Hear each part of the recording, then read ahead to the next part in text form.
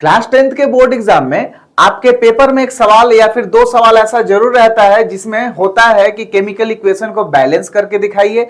और हमें जो पढ़ना है हिट एंड ट्रायल मेथड पढ़ना है। सो हिट एंड ट्रायल मेथड को यूज करके एक छोटे से केमिकल इक्वेशन को बैलेंस करना होता है। बट अगर कभी केमिकल इक्वेशन थोड़ा सा कॉम्प्लिकेटेड आ गया तो एक बार में ही हिट एंड ट्रायल मेथड के यूज से सही आंसर आना थोड़ा सा डिफिकल्ट होता है। तो इस वीडियो में हम लोग आज समझने वाले हैं कि कैसे केमिकल इक्वेशन को एक सिंगल स्टेप में उसे बैलेंस कर सकते हैं। So trick for the balance chemical equation देखिए। जैसे आप इस केमिकल इक्वेशन को देखो, ये थोड़ा सा कॉम्प्लिकेटेड है। हिट एंड ट्रायल मेथड के हेल्प से एक बार में या फिर दो बार में सही आंसर आना थोड़ा सा डिफिकल्ट है। तो देखिए क्या करेंगे, सबसे पहले आपको रिएक्टेंट साइड और प्रोडक्ट साइड में जो जो कंपाउंड्स दिख रहे हैं आप उसके लिए कुछ ना कुछ अल्फाबेटिकल लेटर्स को अलॉट कर दो एज अ कोएफिशिएंट। तो हम यहां पर अलॉट कर रहे हैं, इसके लिए W एंड इसके लिए Y, X and then Z। ठीक है, अब यहां पे जो जो टाइप के एलिमेंट्स इन्वॉल्व है उनके लिए क्या करना है, जैसे Fe, तो टोटल Fe रिएक्टेंट के साइड कितना है, टोटल Fe प्रोडक्ट के साइड कितना है, तो यहां पर है W इंटू 2। ओके, सो 2W। और प्रोडक्ट के साइड में किधर है Fe, तो यहां पर है Z पीस। ठीक है, equal to Z। Similarly sulphur इधर कितना है 3W और सल्फर उधर कितना है सिर्फ Y पीस। नेक्स्ट ऑक्सीजन इधर कितना है 4 इंटू 3 12 इंटू W हो गया, ये 12W। प्रोडक्ट के साइड, अच्छा रिएक्टेंट के साइड में यहां पर भी है plus X piece, plus X। Product के साइड में यहां पर 4Y और यहां पे 3Z plus 3Z, right. Next potassium पर लगाएंगे तो पोटेशियम इधर कितना है X पीस है और उधर पोटेशियम कितना है Y into 2Y। Then hydrogen इधर है X पीस और उधर है 3Z। ठीक है, ये पहला स्टेप था। इसके बाद क्या करना है, हमें किसी भी WXYZ किसी भी कोएफिशिएंट के लिए आप अज्यूम कर लो 1। सो हम यहां पर अज्यूम कर रहे हैं Z या फिर W इज इक्वल टू 1। सो जैसे ही हमने W इक्वल टू 1 अज्यूम किया तो यहां पर 2 इंटू 1 Z का वैल्यू हमारा आ गया 2, Z आ गया वैल्यू 2। ओके, अब यहां पे W इक्वल टू हमने अज्यूम किया था 1, तो 3 इंटू 1 Y का वैल्यू देगा और ये देगा यहां से 3।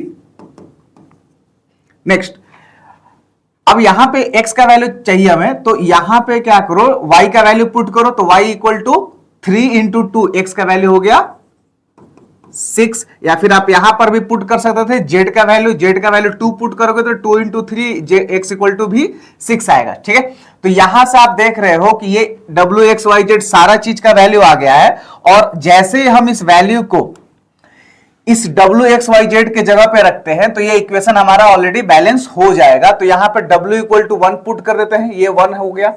ठीक है, यहां पे X इक्वल टू पुट कर देते हैं 6, Y इक्वल टू पुट करते हैं 3 और Z इक्वल टू पुट कर देते हैं हम लोग 2। सो आप इस इक्वेशन को ध्यान से एक बार वेरीफाई कर लो कि ये ऑलरेडी बैलेंस हो चुका है।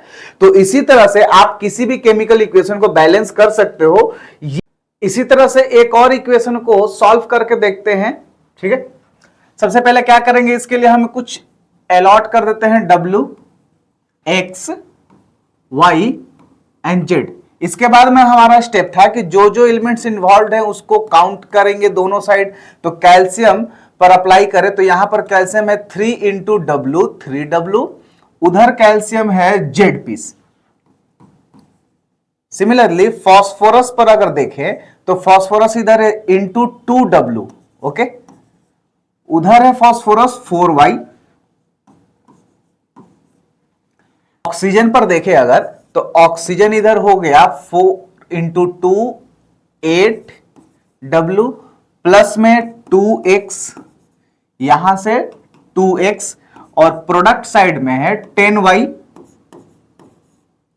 प्लस में 3Z। 3z।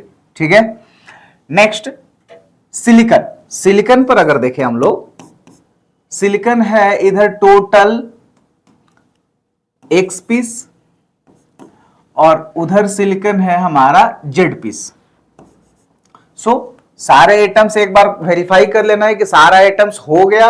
अब इसके बाद हम क्या करते हैं, किसी भी एक वैल्यू को पुट करते हैं 1, W इक्वल टू हमने पुट किया 1। ठीक है, सो W इक्वल टू 1 पुट करते ही Z इक्वल टू क्या आ गया 3। नेक्स्ट अगर हम यहां पे W इक्वल टू 1 पुट करते हैं और Z इक्वल टू आ गया है हमारा 3, तो W इक्वल टू पुट करने का मतलब यह है कि 2 into 1 is equal to 4y। So y is equal to हो गया 1 बाई में 2। So y equal to 1 by में 2।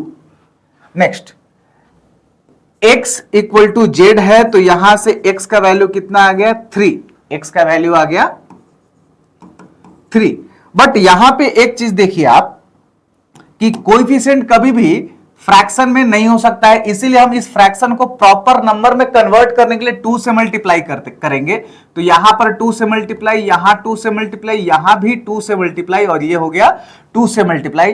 तो ओवरऑल ये आपका हो गया 2, ये हो गया 6, ये हो गया 1 और ये हो गया 6।